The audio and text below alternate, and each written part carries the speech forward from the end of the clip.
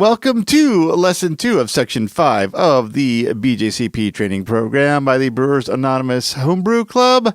This lesson is going to take a closer look at these style guidelines. We're going to break them down to kind of show you how to read the style guidelines. And when I say that, what I mean is explore what information is in each section of those style descriptions so that you're able to quickly find them when you need them come time for your entrance exam specifically.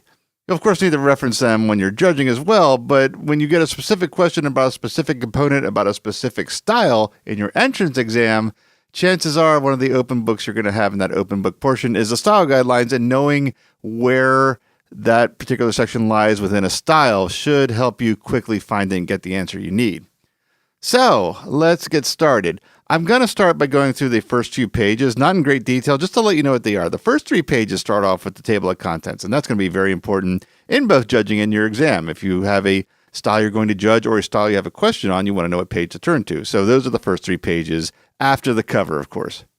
The next set is the introduction to the guidelines, and these next 5 pages are almost the sole source with a little bit of other information for the previous lesson, lesson 1 of this section.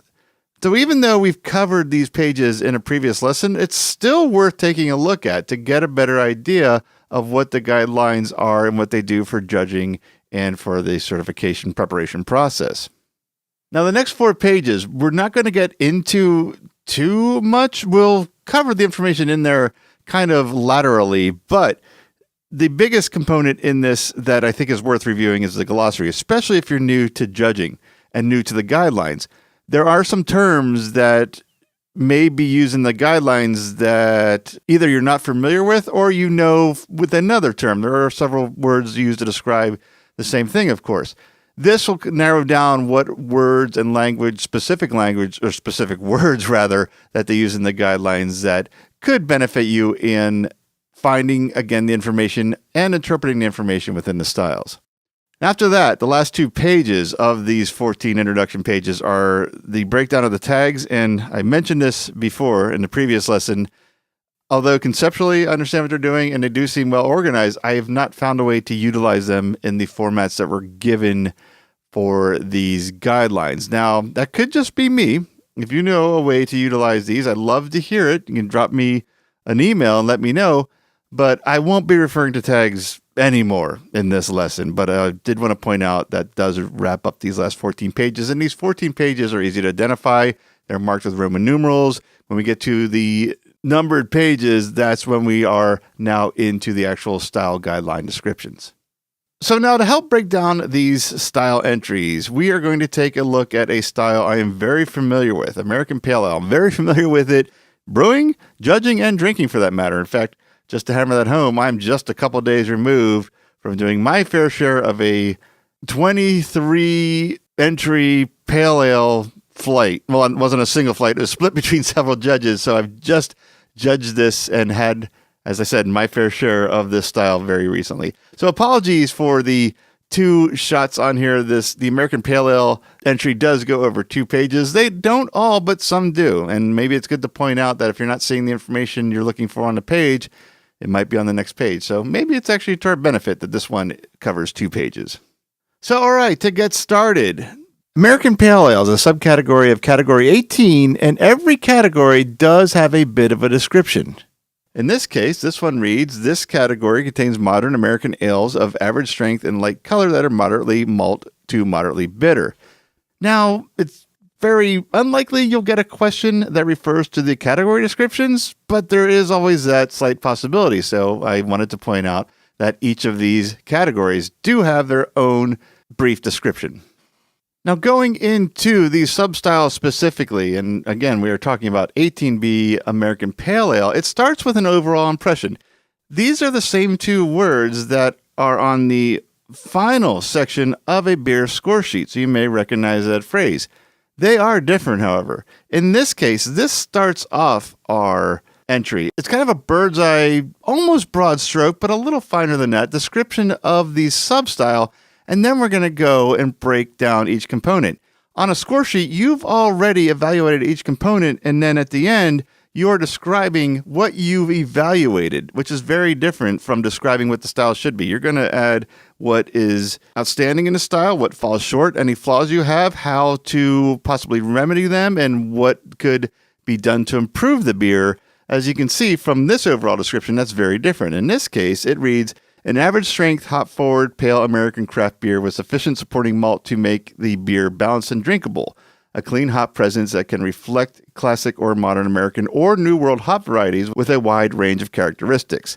Now, I'm pointing out the difference because you do not want to write this on your score sheet, especially in your exam, your judging exam. This is the style guideline version of an overall impression. The score sheet is going to be an overall impression based on your evaluation. It's probably the best way to say that. It may seem obvious, but I felt it important enough to point out. Now, from that description, we're going to break down the individual components that description is based upon, starting with aroma. And side note, before I forget to mention it, because I've already started going here, this is going to be the same order for every style. They don't mix this up. This is the same format for every style, so aroma always follows overall impression for these descriptions. So the aroma section is going to tell us the things that we should be looking for in the beer or not finding, depending on how the entry is written. And you're going to find that the more important aspect of whether it should have something or should not have something is going to vary between each sub-style. Generally speaking, and of course there's an exception to every rule, the more important information is in these, what are ultimately brief descriptions. So these are concise, important pieces of information for aroma, and for the American Pale Ale, those are moderate to moderately high hop aroma from American or New World hop varieties with a wide range of possible characteristics, including citrus, floral, pine, resin, spice, tropical fruit, stone fruit, berry, or melon. None of these specific characteristics are required, but a hoppy aroma should be apparent. So in this case, we're being told what we'll likely find, but in the end, as long as it is a hop-forward aroma, that's really what we want to be getting out of this beer. So moving on, it says low to moderate, neutral to grainy maltiness supports the hop presentation and can show low amounts of specialty malt character, e.g. bread, toast, biscuit, caramel. So again, a description of what we should be looking for with an example, but not necessarily a definitive answer to what that character is going to be. It also adds fruity esters optional, up to moderate in strength, fresh dry hop aroma optional. So in this case, we have two possibilities right in a row with the word optional. The fruity esters optional is an interesting one because it's also adding the strength. It says, yes, they can be here, but they shouldn't be stronger than this. So we kind of have an optional followed up with an absolute. And then the fresh hop aroma is just optional. So moving on from aroma, appearance will always follow no matter what substyle you're looking at. In this case, we are looking for a pale golden to amber color, moderately large white to off-white head with good retention, generally quite clear. So this one's pretty straightforward. It gives us a good idea of what we should be seeing or finding in this beer, and with some pretty fair ranges, I'd say. Now, one thing I wanted to point out, when it comes to appearance and they give color descriptions, that could mean a lot of things to a lot of different people. There is something you can look at, and we're kind of jumping ahead a little bit here, to get an actual definition of what they're saying. If you jump to the vital statistics and you look at the SRM, that is a color range for this beer. So if you're not quite confident on the written description of the beer, look at the SRM and then look at an SRM beer chart. Chances are, if you're at a competition, they'll have, they're about business size card charts that you can look at, and you can match the numbers to the color, and then you know from a visual standpoint what color you're looking for. If they don't have those, there's plenty online, probably even some integrated to some style guideline apps. I know the argument of screen color and brightness will alter that, but at least you have something to work from rather than a random guess. So that's a tip I wanted to share just to kind of help you out in general, both with the exam and with judging. After appearance will always be flavor, and flavor is generally, if not always, I'm not going to put money on this statement, is generally the longest entry to the characteristics for each style, and rightfully so. It's the most prominent thing you will be evaluating.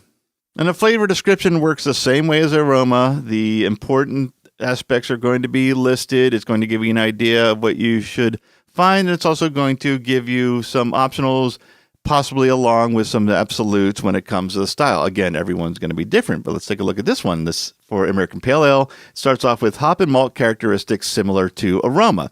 Same intensities and descriptors apply. Caramel flavors are often absent or fairly restrained, but are acceptable as long as they don't clash with the hops. Moderate to high bitterness. I did want to stop and point this out. When we talk about bitterness, a lot of times it will say hop bitterness. Hop bitterness and hop flavor are two different things. I think you have an idea of what bitterness is, a bitter character, a bitter taste. That's hop bitterness. Then there's hop flavor, which in the earlier description, we had things like citrus, tropical fruit, stone fruit. You're going to see all kinds of descriptions based on the style. Those particular flavor elements are hop flavors. So a lot of times, hop flavor and hop bitterness are both cited in the flavor for that specific reason, because they are two different things when you are evaluating beer. So moving on here, it says clean fermentation profile. Fruity esters can be moderate to none, although many hop varieties are quite fruity. Medium to dry finish. The balance is typically towards the late hops and bitterness. The malt present should be supportive, not distracting. So in this instance, it's being reaffirmed that this is a hop-forward style, although there should be some supportive malt presence with it. When we start going towards a malty flavor and a little less hops, now we are drifting out of style. It moves on here. Hop flavor and bitterness often linger into the finish, but the aftertaste should generally be clean and not harsh. Fresh, dry hop flavor optional. So after reading this, I have a really good idea of what I should be tasting when I sample this beer. It even goes as far as to tell me where some of the elements are different along the way by including what I should be finding in the finish and in the aftertaste. So after flavor for every substyle is going to be mouthfeel. And in this case, it reads for American Pale Ale again. If you've forgotten, it reads medium light to medium body, moderate to high carbonation, overall smooth finish without astringency or harshness. Now I'm going to say mouthfeel for me, and I only speak for me, but I have heard other people say similar things. Mouthfeel is one of the hardest things to describe, and it's something we're going to take some time to try to be able to express what we're getting when we're evaluating a beer as far as mouthfeel goes. But we will work on being able to give the best description we can when it comes to mouthfeel, and that should really help you when it comes time to filling out your score sheets for your judging exam. So if we were judging a beer, we'd pretty much be done at this point from reading these style guidelines. This is all the information we really need to refer to start evaluating our beer. However, there is more on just about every style, and we could be asked questions about this in our entrance exam. So let's move on. After mouthfeel for these styles, we are going to see comments. Comments are going to vary, obviously, depending on what information can be said about the beer. In this case, it says modern American versions are often just lower gravity IPAs. Traditionally was a style that allowed for experimentation with hop varieties and usage methods, which can now often be found as international adaptations in countries with an emerging craft beer market. Judges should allow for characteristics of modern American or New World hops as they're developed and released. Chances are you go to read, American Brown Ale. It's probably not going to be as hop-forward comment as this one is. Like I said, they're going to differ between each one. So moving on, a little bit of history for each style. And again, this will vary depending on the beer. Some beers have a rich, long, extensive history. Others are brand new to the style guidelines. Hazy IPA, that's one of the newest entries. It is 21C, was not in the 2015 guidelines. History is probably going to be a little more concise than some of the other entries. But in this case, for the Pale Ale, it says, a modern American craft beer era adaptation of English Pale Ale reflecting indigenous ingredients. Sierra Nevada Pale Ale was first made in 1980 and helped popularize the style. Prior to the explosion of popularities of IPAs, this style was the most well-known and popular of American craft beers. And under history, we're going to find characteristic ingredients. Again, something that could come up on the test. For this pale ale, it says neutral pale malt, American or New World hops, neutral to light fruity American or English ale yeast, small amounts of various specialty malts. Under that, we have style comparison, and I did make this note in the previous lesson, but if you haven't seen that or you've come back to this for review, I'll mention it again. Style comparison are a type of question that will be on the entrance exam. They don't necessarily have to do with this section. However, they can be pulled from this section. There's going to be some that ask specific comparisons of vital statistics, specific comparisons of aroma, flavor, whatever it could be, or they could be pulled from a piece of information in this. What I'm saying is it would benefit you to know that this section exists for just about every style, if not every style in this guideline, and where to find it. It's near the bottom. In fact, it's one of the very last things here that we're going to be covering. In this case, the style comparison entry for the Pale Ale reads, typically lighter in color, cleaner in fermentation profile, and having fewer caramel flavors than English counterparts. There can be some overlap in color between American Pale Ale and American Amber Ale. The American Pale Ale will generally be cleaner, have a less caramely malt profile, less body, and often more finishing hops. Less bitterness in the balance and alcohol strength than an American IPA. Maltier, more balanced and drinkable, and less intensely hop-focused and bitter than a session-strength American IPA, aka session IPAs. More bitter and hoppy than a blonde ale. So we've got a couple fair comparisons here. American Amber Ale, English IPAs, session IPAs, just plain old American IPAs, and another substyle within this category, blonde ale. Blonde ale is actually category 18A. It's the style entry before this one. So then, vital statistics. Luckily, we do not need to memorize these for any exam. That wasn't always true. You used to have to know these for the written exam. Thankfully, they've taken that out. You never need to know these for judging. That's not something that you submit when you enter your beer. We don't have any numbers to compare it to.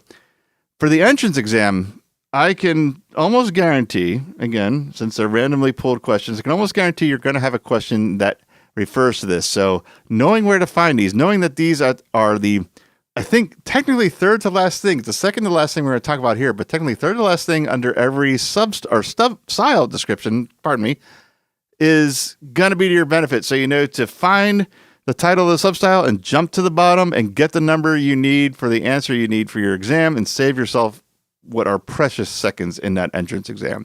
So very important thing to know about these style guidelines, that these do exist for each style, where they are, and how to find them quick. From there, we go to commercial examples. Now, I don't believe, again, I can't guarantee anything with these exams. I don't believe there's any questions that ask you what a commercial example is for the entrance exam. But these will be important to us while we're studying for our judging exam. And again, I could be wrong on that, so good to know that it's the second to last thing under the entry. And in this case, examples of a pale ale are Deschutes Mirror Pond Ale, Half Acre Daisy Cutter Pale Ale, Great Lakes Burning River, La Cumbria Acclimated APA, Sierra Nevada Pale Ale, and a Stone Pale Ale 2.0. And the last thing that are on these styles are the tags. I don't have a screenshot of that because, again, I am not sure how to use them, but it's worth pointing out that there is one more thing under each of these style descriptions, and that is the tags area. I wanted to wrap up here with a couple specific examples of absolutes and possibilities. I did point them out as we went through the pale ale, but just kind of wanted to quickly point out some real specific examples just to reiterate the importance of the use of absolutes and possibilities when they do use them in these descriptions. And one example is right here. Let's see if I can bring my mouse over. There we go. For a best bitter, 11B, near the end here, balance is often decidedly bitter, although the bitterness should not completely overpower the malt flavor, esters, or hop flavor. Now, I point that out because this has been a very difficult style to enter in this particular circuit because judges don't seem to look past the word bitter and rarely comment on the malt or hop or any other characteristic. If it's not completely palate-breaking bitter, it seems it's out of style. I mean, that might not be what they're actually trying to express, but that's what it comes across as in many cases, or at least is being perceived when we get these score sheets back. And I do feel there is a little bit of not paying attention to the wording where it says should not completely overpower malt flavor. So that's just one quick example I wanted to give. For a complete, definitive absolute, I picked the American wheat beer, the very last line, no clove phenols. Now, I have a theory. I have no idea if this is true or not. I have a feeling this was written out of frustration of American wheat beers being judged as German wheat beers, which typically are very phenolic. But of course, American wheat beer should not be. It's its own style, has its own characteristics, and that is expressed and backed up with the entry of no clove phenols. Schwarzbier has a couple examples of possibilities right in its aroma. The malt can be clean and neutral or moderately rich and bready, and may have a hint of dark caramel. Also adds that the roast character can be somewhat dark chocolate to coffee-like, but should never be burnt. It is followed up with I guess what we would say a limit. There is a limit to this particular possibility. So I have one more specific possibility example here with a British Golden Ale. Stronger versions may have slight alcohol warmth, but the character should not be too high. Another limit being placed on it, saying that you may sense some alcohol in this beer, and that is a possibility. That does not directly put it out of style. However, if it tastes like a shot of whiskey, you might have a different problem. So that is it. Now let's put all of these past 3 sessions all together. We're going to pull out a score sheet. We're going to open up our style guidelines, and we're going to evaluate a beer. We're going to judge a beer. We're going to do our first style study sessions. These should be a lot of fun. So that wraps up this section, and we're moving on to our first style studies. Hope you join along. Good opportunity to get a lot of experience of judging and writing out score sheets under your belt coming up next.